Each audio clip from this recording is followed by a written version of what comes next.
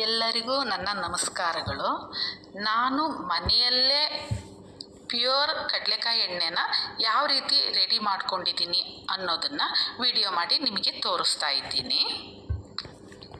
ನಾನು 1 ಕ್ವಿಂಟಲ್ ಕಡಲೆಕಾಯಿನ ತಗೊಂಡು ಅದನ್ನು ಕ್ಲೀನ್ ಮಾಡಿ ಕಡಲೆಕಾಯಿನ ಸುಲಿದ್ಬಿಟ್ಟು ಬೀಜ ಸಪ್ರೇಟ್ ಮಾಡಿ ಮತ್ತು ಸಿಪ್ಪೆ ಸಪ್ರೇಟ್ ಮಾಡಿ ಆ ಬೀಜವನ್ನು ಗಾಣಕ್ಕೆ ತಗೊಂಡೋಗಿ ಎದುರುಗಡೆನೇ ನಿಂತು ನಾನೇ ಎಣ್ಣೆ ತೆಗೆಸ್ಕೊಂಡು ಬಂದಿರೋ ಎಣ್ಣೆ ಇದು.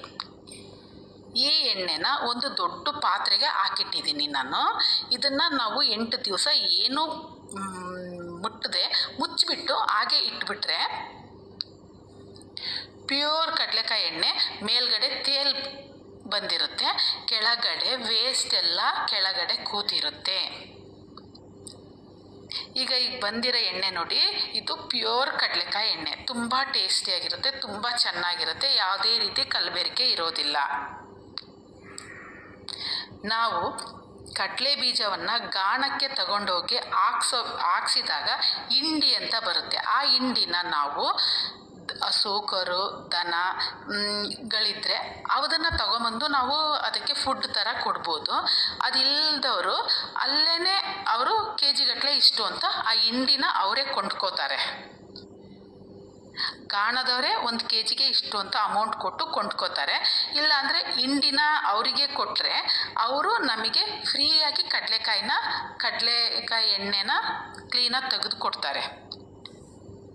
ಕಡಲೆಕಾಯಿಂದ ಎಣ್ಣೆ ತೆಗ್ದಿರೋದಕ್ಕೆ ಅಮೌಂಟು ತಗೊಳ್ಳೋದೇ ಇಲ್ಲ, ಅವರಿಗೆ ನಾವು ಫ್ರೀಯಾಗಿ ಹಿಂಡಿ ಕೊಡ್ತೀವಿ ಅಂದರೆ.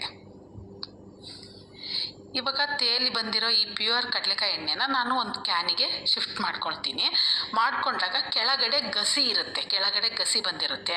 ಆ ಗಸಿನ ಇನ್ನೊಂದು ಚಿಕ್ಕ ಪಾತ್ರೆಗೆ ಶಿಫ್ಟ್ ಮಾಡಿಬಿಟ್ರೆ ಆ ಚಿಕ್ಕ ಪಾತ್ರೆಯಲ್ಲಿ ಅದನ್ನು ಹಾಗೆ 8 ರಿಂದ 10 ದಿವಸ ಹಾಗೆ ಇಟ್ಬಿಟ್ರೆ ಅದು ಕೂಡ ಮೇಲೆ ತೇಲಿ ಎಣ್ಣೆ ಬಂದಿರುತ್ತೆ, ಕೆಳಗಡೆ ಗಸಿ ಕೂತಿರುತ್ತೆ.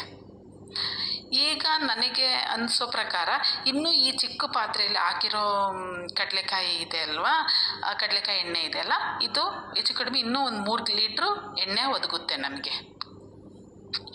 ಈ ಪ್ಯೂರ್ ಕಡಲೆಕಾಯಿ ಎಣ್ಣೆನ ನೀವು ಒಂದು ಸಾರಿ ನೀವು ಮನೆಯಲ್ಲಿ ಟ್ರೈ ಮಾಡಿ ನೋಡಿ.